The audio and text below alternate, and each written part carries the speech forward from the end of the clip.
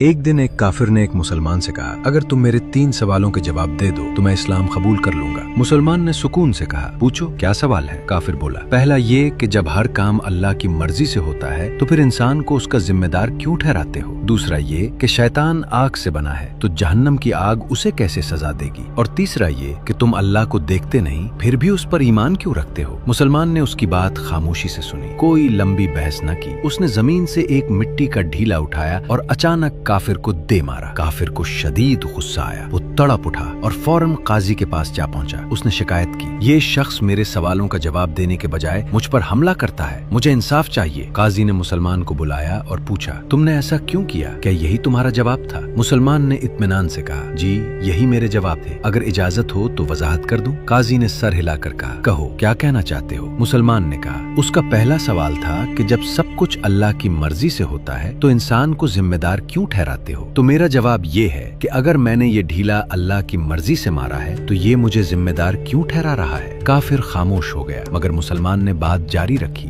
دوسرا سوال اس نے کیا تھا کہ شیطان آگ سے بنا ہے تو جہنم کی آگ اس پر کیسے اثر کرے گی؟ تو دیکھو، انسان مٹی سے بنا ہے اور میں نے اسے مٹی کا ڈھیلا مارا تو اسے درد کیوں ہوا؟ یہ سن کر مجلس میں بیٹھے لوگ ایک دوسرے کی طرف دیکھنے لگے۔ پھر مسلمان نے کہا، تیسرا سوال یہ تھا کہ ہم اللہ کو دیکھتے نہیں تو اس پر ایمان کیوں رکھتے ہیں؟ تو میں پوچھتا ہوں کہ یہ کہتا ہے اسے درد ہو رہا ہے، مگر کیا یہ ہمیں درد دکھا سکتا ہے؟ جب درد نظر نہیں آتا مگر محسوس ہوتا ہے تو اللہ کو نہ دیکھنے کے باوجود اس پر ایمان لانا کیوں مشکل ہے؟ یہ باتیں سن کر کافر کچھ دیر خاموش رہا۔ اس کے چہرے کے تاثرات بدل گئے، غرور ٹوٹ چکا تھا، اسے اپنے سوالوں کا جواب مل چکا تھا، وہ بھی ایسے انداز میں جو سیدھا دل میں اتر گیا۔ آخرکار اس نے سر جھکا کر کہا، میں گواہی دیتا ہوں کہ اللہ کے سوا کوئی معبود نہیں اور محمد صلی اللہ علیہ وسلم اللہ کے رسول ہیں۔ یوں ایک سادہ مگر حکمت بھرا جواب ایک ضدی دل کو بدل گیا اور اسے حق کا راستہ دکھا گیا۔